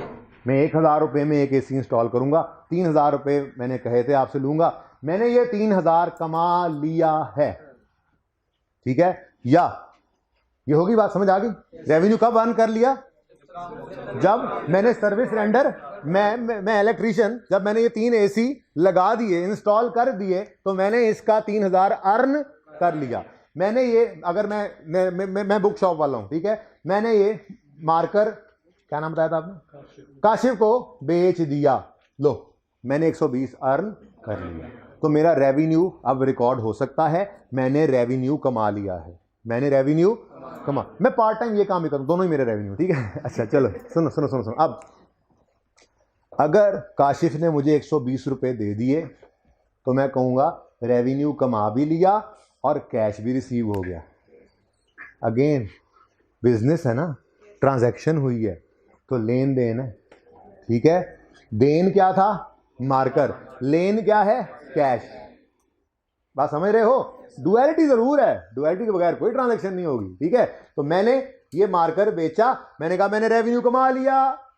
इसने कहा सर पैसे ले लें, मैंने कहा लाओ दे दो, कैश भी आ गया। तो रेवेन्यू बढ़ा, कमाया मैंने, और उधर से कैश भी मेरे पास बढ़ गया। दूसरी सिचुएशन क्या है? मैंने ये मार्कर बेचा, मैंने रेवेन्यू कमा लिया, काशिफ ने कहा सर आज पैसे लेकर आना भूल गया था, पैसे आपको जो है ना वो मैं नेक्स्ट मंडे को दे दूंगा। अब क्या कहूँ मैंने नहीं कमाया, तो मेरे जिम्मे जो काम था वो मैंने कर दिया है, मैंने इसको मार्कर हवाले कर दिया। अब मैंने इसको चीज़ें बेची हैं, लेकिन बेची हैं उधार पे, तो 1 हफ्ते बाद मुझे इधर से क्या आना है?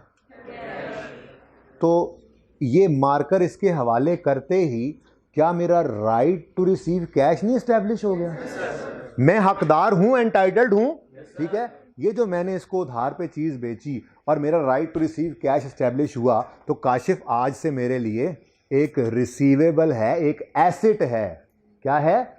एसेट है। इसका नाम होता है डेटर। इसका नाम क्या होता है जी? अगर मैं बिजनेस हूं और मैंने चीज़ उधार पे बेची है, तो आज मैंने मेरे जो जिम्मे था काम कर दिया, रेवेन्यू कमा लिया, आज मैं हकदार बन गया हूं कि 120 रुपये इससे रिसीव करूं। अगर इसने ये पैसे आज मुझे नहीं दिए तो कल को देगा ना, ठीक है। तो आज मैं इसके सामने ऐसे करके गुजरूंगा, और जब मैं इसके सामने से गुजरूंगा ये क्या करेगा? क्यों? मैं एंटाइटल्ड हूं, ये लायबल है। मैं एंटाइटल्ड टू रिसीव कैश हूं अगेंस्ट दैट मार्कर जो मैंने डिलीवर कर दिया, और वो बेचारा लायबल है क्योंकि उसने गुड्स ले लिए और पैसे नहीं दिए हुए, ठीक है।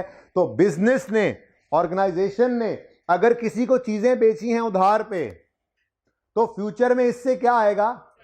तो ये फायदा है ना। तो फ्यूचर में जो फायदा आना है, अभी आया नहीं है, वो रेवेन्यू में तो नहीं डाल सकते। रेवेन्यू तो क्या है? मैंने अर्न कर लिया, ठीक है, इसको छोड़ो।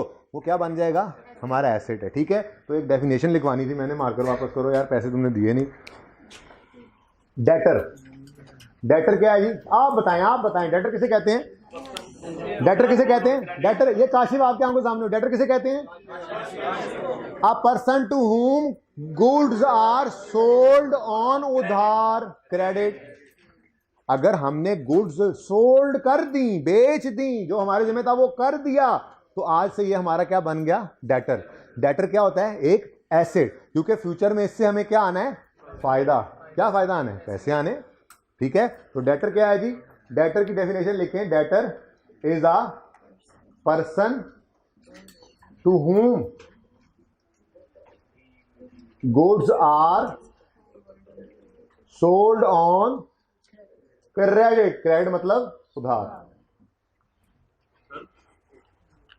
डेटर इज अ, लिख तो लेने बाकी, debtor is a person to whom, जिसको बेची हैं, sold, to whom goods are sold on credit. Asset क्यों है? एसिड क्यों है? बाद में फायदा आना क्योंकि फ्यूचर में ये, आज हमने चीजें बेचते ही एक एंटाइटलमेंट हमें मिल गई, आज हम हकदार हैं 120 रिसीव करने से इसके। तो ये राइट टू रिसीव कैश जो होता है, ये एक रिसोर्स है, ये एक एसेट है। Kashif is a resource for us. Kashif हमारा एक रिसोर्स है। क्यों? 120 रुपए, ऐसे समझो, ये हमारा 120 रुपये है, ये हमारा 120 रुपये है। हमारे कैश की तराज में नहीं पड़ा, हमारे बैंक में नहीं पड़ा, बल्कि ये अपने घर बैठा हुआ है, हमारा 120 रुपये है ये, बस इससे ज्यादा कुछ नहीं है हमारे लिए ये। ठीक है, तो debtor is a person to whom goods are sold on credit, जिसको उधार पे चीजें बेची हैं, फ्यूचर में उससे पैसे आने हैं, तो ये क्या है? एसेट है। अब अगला सवाल आता है, भाई सवाल जब आया करो ना, मैं रोकूं तो उसको लिख लिया करो छोटा सा, ताकि भूले ना। अगला सवाल आता है, करंट क्यों है? नॉन करंट भी तो हो सकता है। अगेन वही वाली बात जो यहां से आई थी, इंटेंशन बिजनेस की क्या होगी, बिजनेस की कोशिश क्या होगी, हमारी कोशिश क्या होगी? 10 साल पैसे ना दे, चीजें उधार पे बेच के बैठ गए, बस 3 साल बाद कि उधार पे बेच दी, सारी चीज गुड्स खरीदी, बिजनेस के अंदर 10 लाख रुपए पड़े थे, कहीं ना कहीं से पूरे करके दुकान खोली, सारी चीजें उधार पे बेच दी, 3 साल के उधार पे बेच दी, 3 साल बाद कैश आना है। फिर बेटा इंस्टॉलमेंट की तो बात ही नहीं कर रहा, मैं तो बिल्कुल सादा बात कर रहा हूँ अभी, मैं तो कॉम्प्लेक्स बातों की तरफ जा ही नहीं रहा। पहला लेक्चर है अकाउंटिंग का, मैं तो सादा सी बात कर रहा हूँ। इंस्टॉलमेंट नहीं दे रहा, बस दे दिए इसने पैसे, ये चीज़ें दे दी हमने, इसने पैसे नहीं दिए हमें इंस्टॉलमेंट्स में। तो बेटा देखें आगे टॉपिक्स आ रहे हैं, हमने कई दफ़ा ये काम करना है। बोरिंग कॉस्ट का टॉपिक है, गवर्नमेंट ग्रांट का टॉपिक है, जिसके अंदर जाके हम एसेट्स और लाइबिलिटीज को तोड़ेंगे। एक ही लाइबिलिटी कुछ करंट कुछ नॉन करंट होगी, एक ही एसेट कुछ करंट कुछ नॉन। अभी छोड़ो उस बात को, ये तो कुछ सादा बातें कर रहे हैं, वक्त आने में सारी बातें करेंगे। फिलहाल तो मैं ये कह रहा हूं कि जिसको हम चीज उधार पे बेचें, उससे जो पैसे आने हैं, वो पैसा हमारी चाहत क्या होगी, जल्द अज जल्द आए या देर करें। रेशोस के टॉपिक में जाके ना, एक टॉपिक ये भी पढ़ना है हमने, हम ये देखेंगे कि ये देखें, ये वर्किंग कैपिटल कहलाता है। मैंने ये 300 रुपये के मार्कर खरीदे, जेब से 300 निकाला ना, ये 300 के मार्कर इसे उधार पे बेच दिए। जब तक ये 360 वापस मुझे नहीं मिलता, तब तक मेरे पैसे तो फंसे हुए हैं। पहले मैं खरीद कर ले आया, स्टॉक में लगा दिए, 10 दिन उधर पड़े रहे, मेरा 300 स्टॉक में फंसा हुआ है। फिर मैंने इसको बेच दिए, 15 दिन को उधार पे ये ले गया, अब 15 दिन मेरा पैसा वहां फंस गया। कैश जो है ना, कैश, ये इसका एक साइकिल होता है, कैश साइकिल कहते हैं, कैश ऑपरेटिंग साइकिल भी कहते हैं, वर्किंग कैपिटल साइकिल भी कहते हैं। ये रेशो के टॉपिक में पढ़ाऊंगा, एक रेशो कैलकुलेट करवाऊंगा, परेशान नहीं होना ये ऐसी बातों से, ठीक है ना। भाई ने सवाल पूछ लिया, किसी बहन ने सवाल पूछ लिया, तो बात इस तरफ निकल जाती है कि थोड़ा सा बात करनी पड़ती है। तो वो बात करने से मकसद, ये जो समझाने वाली बात है वो समझाए बगैर आगे नहीं जा रहा मैं, बाकी चीज़ें आती रहेंगी साथ साथ, ठीक है ना। कैश देखो, जब एक साइकिल पूरा करता है ना, तब अपने साथ प्रॉफिट चिपका के लाता है। मैंने 300 जेब से निकाल कर ये मार्कर खरीदे हैं, जब तक ये 360 मुझे नहीं देगा, मेरे किसी काम का नहीं है ये बिजनेस। जैसे ही ये कैश का साइकिल जो है ना मेरे जेब से निकल कर, मेरे जेब से निकला, मार्कर्स में फंस गया, मार्कर्स से निकला, भाई के पास फंस गया, वहां से 360 निकल के मेरे जेब में जब वापस आएगा तो इसका साइकिल पूरा होगा। जब कैश का जब साइकिल पूरा होता है तो 60 रुपये प्रॉफिट लग के आना है। तो ये जितना ज्यादा दफा होगा मुझे उतना फायदा है। तो ना तो मैं इन्वेंट्री को ज्यादा देर फंसाने की कोशिश करूंगा, पैसे ना फंस जाए, ना ही मैं डेटर को ज्यादा देर अलाउ करूंगा कि पैसे अपने पास फंसा के रखे। ये दोनों चीजें मैं कहूंगा जल्दी जल्दी हो जाए। मैं ट्रेडिंग बिजनेस हूं, मैं कहूंगा मेरा स्टॉक जल्द अज जल्द बिके, ठीक है, और अगर उधार बिका तो जल्द अज जल्द पैसे आए, ताकि दोबारा नया स्टॉक खरीदूं, दोबारा बेचूं। कारोबार तो इसी को कहते हैं, बार बार खरीदो फरोख्त, खरीदो फरोख्त, खरीदो फरोख्त, अपना प्रॉफिट, ठीक है। तो डेटर बिल्कुल इन्वेंट्री की तरह से, नॉर्मल अजम्पशन बिजनेस की यही होती है, कोशिश बिजनेस की यही होती है कि हम उसको जल्द अज जल्द बेच लें। तो डेटर जी करंट एसेट है। रिसीवर हमारा एसिड है, हाँ जी ठीक है, तो सर कैसे हम सेल कर सकते हैं? बेटा, सेल तो नहीं कर सकते, पानी नहीं है और ये एसी भी सही नहीं हुआ, सेल नहीं कर सकते। इसकी एक कॉन्सेप्ट इसका होता है डिस्काउंटिंग का, ठीक है।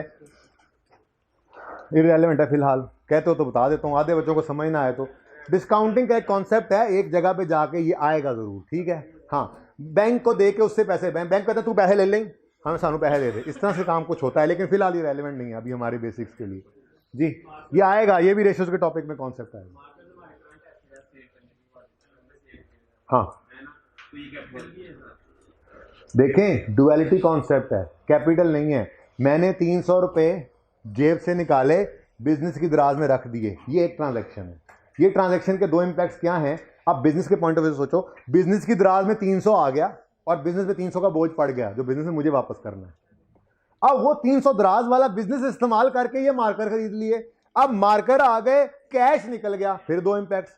अब वो जो मार्कर बेचे तो वहां से कैश भी आ गया, तो मार्कर निकल गए, कैश आ गया, अलग अलग ट्रांजैक्शन है। हर ट्रांजैक्शन पे दो ही इम्पैक्ट होंगे। कितना टाइम रहता है मेरी क्लास में? जायज वाला कितना रहता है और 10 मिनट ऊपर डालो। अच्छा चुप, आप लोगों से पूछा मैंने, पानी पिला दो मुझे। अच्छा, ये बात समझ आ गई है? बहुत बहस कर ली वैसे आपने, इतनी करनी नहीं चाहिए थी। अच्छा, इसको कंप्लीट बाद में करते हैं, पहले तीसरे हेड पे आते हैं। अब आसान है, सबसे मुश्किल एसेट ही है जी, लायबिलिटी। लायबिलिटी किसे कहते हैं? बोझ को भाई कह रहे हैं, बोझ को। लो भाई, बोझ, हाँ जी, ऑब्लिगेशन है। बोझ, ऑब्लिगेशन, लायबिलिटी एक ही बात है। जिम्मेदारी भी और लायबिलिटी होती है जी, ठीक है। जिम्मेदारी भी, क्योंकि आपकी कोई जिम्मेदारी है तो उसको भी आपने पूरा करके ही अपने कंधे से उतारना है ना। ऐसे ही को आपने किसी के पैसे देने तो वो भी एक जिम्मेदारी है। जिम्मेदारी भाई ने बोला ना। हाँ, अब इसको 16 पे लेके आओ, ठीक है, इसी मोड ना चेंज करना। नहीं आ रहा, छोड़ दो, फिर निकल दो यहाँ से एक दफ़ा, तो देखते हैं अगली क्लास में डांसर वापस सेट करा लेंगे जी। जिम्मेदारी टू पे, जिम्मेदारी टू पे समवन इन फ्यूचर, ये भी आपके लायबिलिटी है, ठीक है। सिर्फ पे ही नहीं करना होता, आज मैं सिर्फ पे लिख रहा हूँ, ठीक है, लेकिन छोटी सी मिसाल देता हूँ। मिसाल के तौर पे, क्या नाम है मास्क वाले भाई आपका? लुकमान भाई मेरे पास आए। अब मैं अकबरी मंडी में आटे का व्यापारी हूँ, ठीक है, मैं खुद ही बन गया, मैंने कहा कोई माइंड ना करे, ठीक है। अब मैं होलसेल रेट के ऊपर गंदम वाला आटा बेचता हूँ, बेचता गंदम वाला आटा हूँ, दूसरा नहीं बेचता, ठीक है।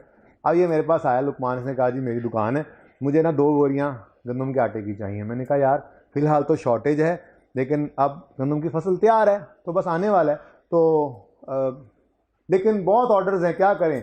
बहरहाल मिल जाएगा आपको, कोशिश करूँगा मैं। लुकमान ने कहा 2 बोरियों के पैसे पकड़ें सर, ठीक है। अब मैंने, बिजनेस ने ये पैसे पकड़ लिए आज।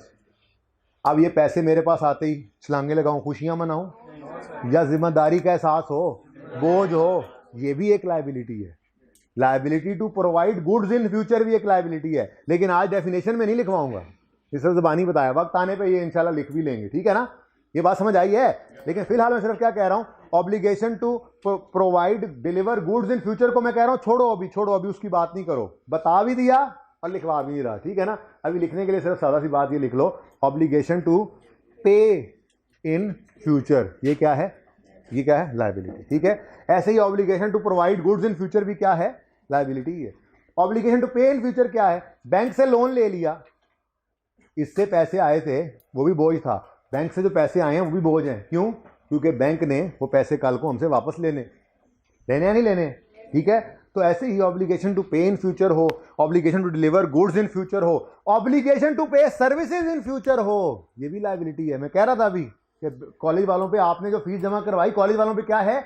लायबिलिटी। क्यों? फीस आज ले लेते हैं, सर्विसेज अभी देनी, आप एंटाइटल्ड फील करते हैं, ये लायबल फील करते हैं, ठीक है ना। तो liability to, obligation to provide goods हो, ऑब्लिगेशन टू प्रोवाइड सर्विसेज हो, या ऑब्लिगेशन टू पे कैश हो, ये तीनों चीज़ें ही क्या है? ऑब्लिगेशन। लेकिन लिखूंगा सिर्फ सादा वाली एक बात, क्योंकि आज बेसिक में है, आगे जाके इंशाल्लाह ये बातें वैसे ही आपको ब्रेन में बैठ जाएंगी, समझ आ जाएंगी। तो लायबिलिटी क्या है जी? Obligation to pay in future, to pay in future. ये आपने ना दूसरे लिखने भी नहीं है, वक्त आने पे लिख लेंगे, वो बता दिया आपको ताकि आपको कंफ्यूजन ना हो, ठीक है। Obligation to provide goods in future भी लायबिलिटी है। आज पैसे ले लूँ, बोरियां भी देनी है आटे की, लायबिलिटी है। आज पैसे ले लूँ, अभी आपको पढ़ाना है सिलेबस, लायबिलिटी है, ठीक है। बैंक से पैसे ले लूँ, कल को वापस करने हैं, लायबिलिटी है। बोझ बोझ, ठीक है, लेकिन लिखा सिर्फ एक ही ताकि फिलहाल ये याद हो जाए, दूसरे समझे हुए हैं ना, जरूरत नहीं पड़ेगी याद करने की, बुनियाद बना रहे हैं ना अभी तो, ठीक है। तो ये भी दो तरह की हो सकती है जी लायबिलिटी। अगर तो मैंने बैंक को पैसे देने हैं अगले 12 महीने के अंदर अंदर, तो करंट लायबिलिटी। और अगर 12 महीने के बाद देने, जाकर 2-3 साल बाद देने हैं, तो non current liability. Fix liability नहीं कहते, बस नॉर्म नहीं है, ठीक है। तो नॉन करंट लायबिलिटी, मैं इसकी भी लाइफ लिख दूं आसानी के लिए। लाइफ, अब लायबिलिटी की लाइफ का मतलब क्या होगा, कितने अरसे बाद ये लायबिलिटी पे ऑफ करनी है, तो इसको मैं लाइफ बोल रहा हूं। इजाजत है? लाइफ अगर ज्यादा हो 1 साल से तो इसको कहा जाता है नॉन करंट लायबिलिटी, ठीक है जी। मसलन बैंक लोन, अभी सिर्फ एक ही एग्जांपल दूंगा, ठीक है। Bank loan taken for 5 year, हमने बैंक से 5 साल के लिए एक लोन ले लिया, लायबिलिटी है, पैसा इस्तेमाल करना है बिजनेस ने। और यार कैपिटल भी तो लायबिलिटी थी, लेकिन वो लायबिलिटी टुवर्ड ओनर थी, ये लायबिलिटी टुवर्ड अदर्स है। बैंक हो गए को, और अभी एक और भी आता है, ठीक है ना, है भी लायबिलिटी, बिजनेस के ऊपर लायबिलिटी है, ठीक है। बिजनेस कैपिटल वाला, ओनर वाला पैसा भी बिजनेस इस्तेमाल करता है, बैंक वाला भी बिजनेस इस्तेमाल करता है। बिजनेस बंद हो जाए, ओनर का पैसा भी वापस करना पड़ता है, बैंक को भी पैसे वापस करने पड़ते हैं। समझ आ रही है आखिर वालों, अखीर वालों? अखीर तो नहीं हुई पड़ी, थोड़ा सा पढ़ा है आज हमने जी। Bank loan taken for 5 years है, तो ये क्या है, नॉन करंट। अगली क्लास अदनान सब कितने बजे? पूछ के आओ, मिस से पूछ के आओ। चुप करो तुम, मिस गाइड करते हो मुझे जी। ओके, लाइफ अगर 1 साल से कम या पूरे 1 साल के बराबर हो तो इसको क्या कहेंगे हम, करंट लायबिलिटी, ठीक है जी। लाइफ का मतलब हमने पे करना है लायबिलिटी को अगर 12 महीने के अंदर अंदर, ठीक है। मतलब मैं बैंक लोन की एग्जांपल ले लूँ, अगर bank loan taken for 8 month, 6 month, जो भी कर लो, 10 मंथ, चलो 10 महीने बाद बैंक को पैसे वापस करने हैं, तो 10 महीने 12 महीने के अंदर अंदर ही आते हैं ना। है तो ये भी बोझ, ये भी बोझ, ये भी बोझ है, ये भी बोझ है, बस क्लासिफिकेशन का डिफरेंस, ठीक है। और एक और चीज़ लिख लें, क्रेडिटर्स, क्या जी, किसको समझें ज़रा, ऊपर होगी, इधर किसी ने नहीं आना, इधर मैं ही मैं हूँ, तो फिर मैं FAR 2 की क्लास कहाँ करूँगा? सर की वो 1 में, मेरी पिछली क्लास 7-8 में हुई थी। अच्छा चलो ठीक है, चले कोई बात नहीं। आप लोगों की क्लास कितने बजे अगली? चले, अब क्या टाइम हुआ है, घड़ी एक लगवा जी 42, चले 5 से 7 मिनट दे दें मुझे, 5-1 मिनट दे दें, ठीक है, ठीक है। अच्छा सुने, अब ये बात समझ आई, कैरेक्टर समझ आ गए? बताए मैंने, है नहीं, कैसे समझ आ गए? अच्छा, ये जो मैंने मार्कर खरीदे थे ना, कैश देके खरीदे थे अभी तक, ठीक है, अब मैं ये मार्कर खरीद भी उधार पे लेता हूँ। क्या नाम है तुम्हारा? एहसन मेरे सामने बैठा है। मार्कर असल में ना, एहसन मैन्युफैक्चरर है मार्कर का। मैं इसके पास गया, मैंने कहा एहसन भाई मैंने 3 मार्कर आपसे खरीद लिए, ठीक है, फॉर सेलिंग पर्पस। ऐसा ने कहा पैसे, मैंने कहा 1 महीने बाद दे दूंगा। अब जैसे ही मार्कर मेरे पास आए, जब तक नहीं बिके, ये मेरा स्टॉक है, एसेट तो है, लेकिन डुअलिटी कॉन्सेप्ट है, ये मेरी परचेज है, ये क्या है, परचेज है फॉर सेलिंग पर्पस, ठीक है, लेकिन एट द सेम टाइम खुद पे बोझ भी महसूस कर रहा हूँ। क्या? फ्यूचर में 300 रुपये एहसन को वापस करने हैं, पे करने हैं। बात समझ आई? तो अगर मैंने गुड्स बेची उधार पे, तो फ्यूचर में इधर से पैसे आने हैं, तो ये मेरा रिसोर्स था, एसेट था, फायदा था, टेंशन नहीं थी, एंटाइटलमेंट थी। और यहां से तो मैंने चीजें उधार पे उठाई हैं, फ्यूचर में इसको पैसे, क्या इससे पैसे भी लेने चले जाएंगे? भाई तुमसे चीजें उधार पे खरीदने, पैसे भी दो, बोलो नहीं, क्रेडिटर किसे कहते हैं? जिससे बिजनेस ने उधार पे, ये याद रखना, बिजनेस के पॉइंट ऑफ व्यू से सोचना है। चीज जिसने बेची है अब उसके पॉइंट ऑफ व्यू से कभी नहीं सोचना आपने, ठीक है? आप बिजनेस के पॉइंट ऑफ व्यू सोचेंगे। बिजनेस ने चीजें बेची उधार पे तो पैसे नहीं आए तो ये डेटर है, फ्यूचर में पैसे आने हैं। बिजनेस ने चीजें खरीदी उधार पे तो फ्यूचर में पैसे जाने हैं, क्रेडिटर, ठीक है? तो क्रेडिटर क्या है जी? Creditor is a person, creditor is a person from whom, creditor is a person from whom goods are purchased, bought on credit. Credit मतलब उधार, उधार पे चीजें बेचें तो फ्यूचर में पैसे आने हैं, डेटर। एसेट यूं कह लें, एसेट यानी डेटर। उधार पे चीजें बेचें तो फ्यूचर में पैसे आने हैं। बिजनेस के पॉइंट से सोच रहे हैं ना, उधार पे बिजनेस की बात कर रहे हैं। उधार पे बिजनेस चीजें बेचे तो फ्यूचर में पैसे आने हैं, डेटर। उधार पे चीजें खरीद ली, फ्यूचर में पैसे पे करने पड़ेंगे, बोझ है, लायबिलिटी, क्रेडिटर, ठीक है? नॉर्मली ये भी करंट ही होता है क्योंकि ट्रेडिंग ऑर्गेनाइजेशंस में, अगले भी ट्रेडिंग ऑर्गेनाइजेशन वाले ही होते हैं नॉर्मली, तो ये करंट में ही हम पेमेंट करते हैं जी। सर जब हम लोन के साथ मेंशन करते हैं तो उसकी टाइम लिमिट 3 इयर्स होती है, उसके बाद नहीं बेटा, लोन के साथ मेंशन होगा या नहीं होगा तो फिर हम उसको देखेंगे ट्रांजैक्शन में जाके। फिलहाल सादा बात समझ आ रही है? ये दोनों समझ आ रहे हैं ना? हाँ, लोन के साथ लिखा हुआ फिलहाल जी। चुप करके बैठे।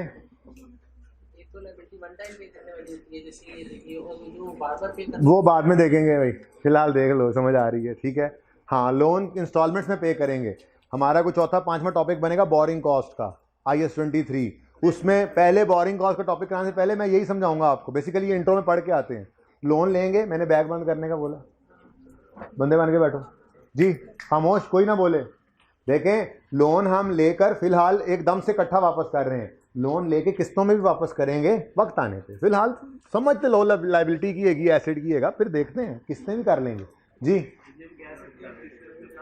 भाई कोई बोले ना, मैं निकाल दूंगा क्लास से कल के लिए।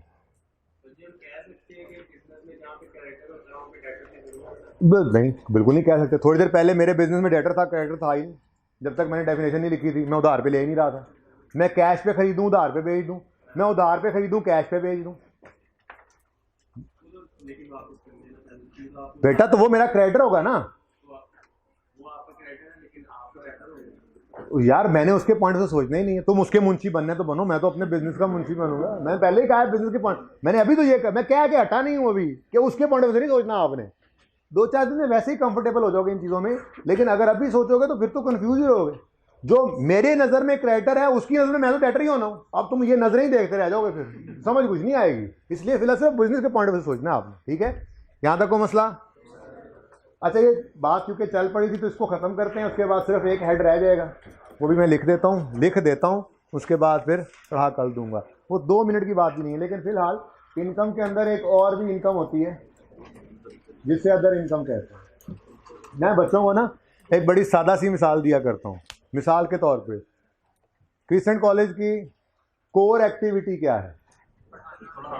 टीचिंग सर्विसेज देना और उससे पैसे कमाना, मतलब रेवेन्यू, सेल बनेगी उनकी, जो फीसेज आपकी आएंगी। इनके पास को पैसे इजाफी आ गए, इन्होंने पीछे एक बिल्डिंग खरीदी और उसे किराए पे चढ़ा दिया। अब बिल्डिंग खरीदी है, इनका एसेट है, एसेट है, किराए पे चढ़ाया तो उससे क्या आना है? क्या आना है? रेंटल इनकम आनी है। अब क्या क्रिसेंट वालों का मकसद बिल्डिंग खरीद के उसको रेंट पे चढ़ाना था? लेकिन ये इनकम मुझे आपको तो नहीं मिलनी है, तो कॉलेज की ही ना, बात समझ रहे हो? तो इसका मतलब ये हुआ, अगर नॉन कोर एक्टिविटी से बिजनेस कोई इनकम कमाएगा तो उसे कहा जाता है वो भी इनकम ही, लेकिन उसको अदर इनकम कहा जाता है, ठीक है जी? तो अदर इनकम क्या है जी? Amount earn from non core activities. Non core activities मतलब, मैं अपनी बात करूं, बुक शॉप खोली स्टेशनरी बेचने के लिए, उर्दू बाजार से जब खरीद के लाया था एसन से, तो डिब्बों में बंद, सारे मार्केट डिब्बों में बंद थे। मैंने सारे डिब्बे खोले, मार्कस डिस्प्ले में लगाए, और रद्दी वाला अगले दिन आया, मैंने सारे डिब्बे उसको बेच दिए। अब ये डिब्बे बेचना ही मेरा मकसद था असल में बुक शॉप बनाने का। मेरा मकसद ये नहीं था, लेकिन पैसे तो आ गए ना, इनकम तो हो गई। तो उसको ये जब हम प्रॉफिट एंड लॉस अकाउंट बनाएंगे ना, इनकम स्टेटमेंट, तो उसमें आप देखोगे रेवेन्यू और अदर इनकम सिर्फ अलग अलग क्लासीफाई हो रहे हैं, है ये इनकम ही, मेरी दोनों ही इनकम्स हैं, ठीक है। एक कोर एक्टिविटी वाली उसको रेवेन्यू कहते हैं, नॉन कोर एक्टिविटी वाली को अदर इनकम कह देते हैं, ठीक है, समझ रहे हो। और लास्ट हेड है जी एक्सपेंस, बस ये जल्दी से लिख लो फिर छुट्टी करें, समझ ना आए तो कल देखेंगे, ठीक है जी। एक्सपेंस भी दो तरह का होता है, एक हम परचेज कहते हैं, दूसरा हम other expenses, other expense. Purchase किसे कहते हैं, ये पहले बात हो चुकी है वैसे। अगर मैं गुड्स खरीदूं फॉर सेलिंग पर्पस तो वो परचेज है, और अगर मैं गुड्स ही खरीद लूं फॉर यूज तो वो फिक्स एसेट बन जाएगा, ठीक है ना, वो परचेज नहीं रहेगी। ये थोड़ा सा फर्क है, कल मजीद बात भी कर लेंगे। बहरहाल इसकी डेफिनेशन लिख लें आप, परचेज की डेफिनेशन लिख लें आप, goods bought for selling purpose, goods bought for. अच्छा, मैंने आपको एक बात स्टार्ट में ही कही है कि आपको थोड़ी सी कंफ्यूजन शायद आए कि जी खरीदी सारी, तो तीन सिचुएशंस हैं, जितनी खरीदी उतनी बिक गई, जितनी खरीदी सारी की सारी नहीं बिकी, तीसरा जितनी खरीदी कुछ बिक गई कुछ रह गई। ये तीनों सिचुएशंस में कंफ्यूज नहीं होना फिलहाल आपने, बस जो लिखवा रहा हूँ फिलहाल वो लिख लें। ये वो हफ्ते 10 दिन में जाके चीज़ें क्लियर होंगी जब ट्रेडिंग अकाउंट बनाऊंगा, मैं पहले बात कर चुका हूँ ये आपसे थोड़ी देर पहले क्लास के स्टार्ट में, ठीक है ना। बस परचेजेस किसे कहेंगे हम, अगर गुड्स खरीदी हैं, गुड्स का लफ्ज़ आए तो कह देना परचेजेस हैं, मतलब खामोश हो, अजम्पशन क्या होती है, ये ट्रेडिंग पर्पज़ के लिए हमने चीज़ें खरीदी हैं, ठीक। एक मिनट ये पूरा कर लें। अदर एक्सपेंसेस क्या हैं जी, मैंने ये मार्कर खरीदे सेलिंग पर्पज़ के लिए तो ये परचेजेज हैं, लेकिन मैंने जिस दुकान के अंदर ये मार्कर रख के बेचे उस दुकान में बिजली के कुमकुमे जल रहे हैं, बिल आएगा, मैंने मुलाजिम रखे हुए हैं, उन्होंने सर्विसेज दी, सैलरी दूंगा, दुकान का किराया पे करूंगा, ये भी तो एक्सपेंस ही हैं, ठीक है। लेकिन ये एक्सपेंस ऐसे नहीं है कि जो सेलिंग पर्पज़ के लिए चीज़ें खरीदी हैं, जो सेलिंग पर्पज़ के लिए चीज़ें खरीदें वो परचेजेज, और जो डे टू डे एक्सपेंसेस हों बिजनेस के, जिन पे अमाउंट स्पेंड कर रहे हैं तो उनको हम अदर एक्सपेंसेस कहते हैं। अदर एक्सपेंस नहीं कहते, बेसिकली उस एक्सपेंस का नाम साथ लग जाता है। जैसे बिजली का बिल गया तो कहूँगा इलेक्ट्रिसिटी एक्सपेंस, मुलाजिम की तनख्वाह गई तो कहूँगा सैलरी एक्सपेंस, बात समझ आ रही है, किराया गया तो रेंट एक्सपेंस, बस अदर एक्सपेंस, ठीक है। तो इसका आप लिख लें, अमाउंट्स स्पेंट, अमाउंट्स लिखा है ये, amounts spent on day to day operations of business, ठीक है जी, ऑपरेशंस लेकिन किसके, ऑफ बिजनेस, ठीक है जी। एग्जाम्पल लिख लें, rent expense, salary expense, electricity expense वगैरह, ठीक है। तो ये 5 हेड्स हैं, कल इंशाल्लाह सवालों पे एनालिसिस शुरू करेंगे। करंट एसेट से सवाल जिस भाई का वो करें जल्दी से, बाकी बेशक तैयारी करें।